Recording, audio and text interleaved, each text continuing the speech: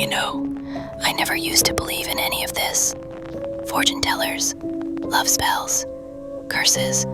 It all seemed ridiculous, like something old ladies did for fun at the market. But a few years ago, I did one thing I now regret to my bones, and I want to tell you not to scare you, but to warn you. Never, do you hear me? Never try to play with someone else's will. I was 22.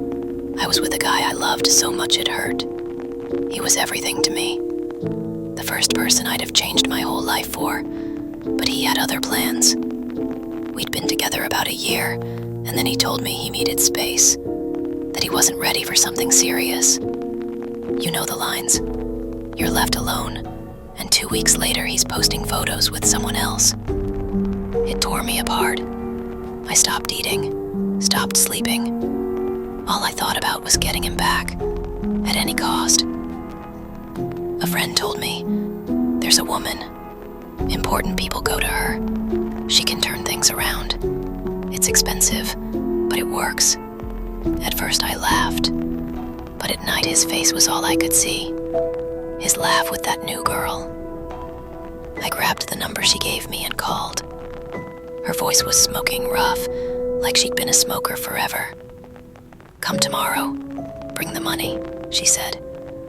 I didn't even ask how much. I went. She lived on the edge of town, in an old wooden shack. The moment I walked in, I smelled damp and some heavy herb, like burnt leaves and something unpleasant. Inside it was dark. The walls were hung with icons and strange gloves. She looked at me like she already knew why I came. Want him back, she said, not asking at all. I nodded. She smiled with crooked teeth. He'll come back, she said. But remember, everything has a price. I pushed the money across.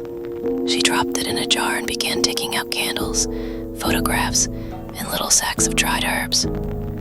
She told me to write his name and birth date on a scrap of paper, and to drip a few drops of blood on it. Yes, my own. I froze. But she looked at me so hard I grabbed a pin and pricked my finger. Then something started. She whispered in a language I didn't understand, sometimes barely audible, then suddenly loud.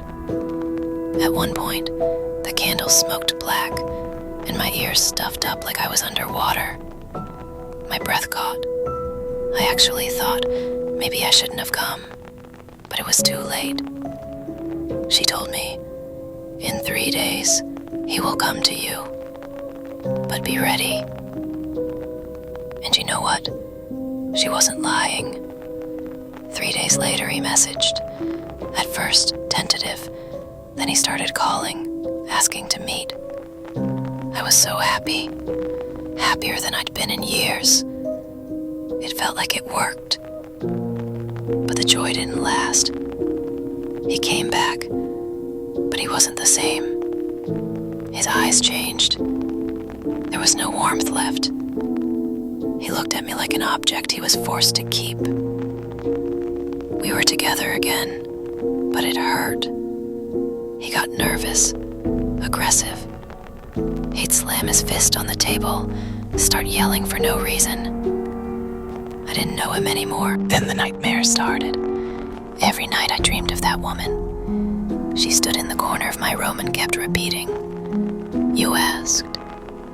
You got it. Now pay." I'd wake up, drenched, my chest heavy.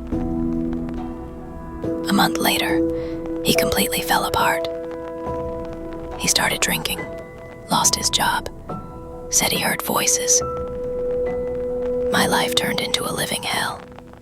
One day he sat at my kitchen table and quietly said, "Did you do something to me? I feel it. I can't leave you, but I can't be with you either. Do you understand how scary that is?"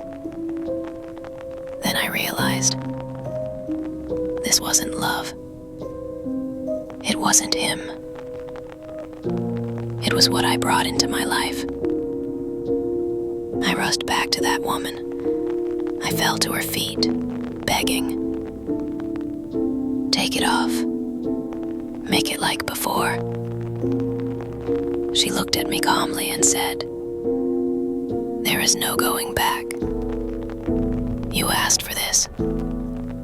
I offered money, anything. She only shook her head. "Money doesn't matter now. You will pay," she said. After that, everything fell apart. He finally lost his mind and ended up in a psychiatric hospital.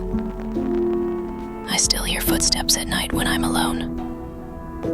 I still hear her raspy laugh in my sleep. And sometimes, I feel her standing at the foot of my bed, watching me sleep. I'm telling you this so you know. No love spell brings you happiness. Never. What you take from someone else will come back to you, only in a far worse form.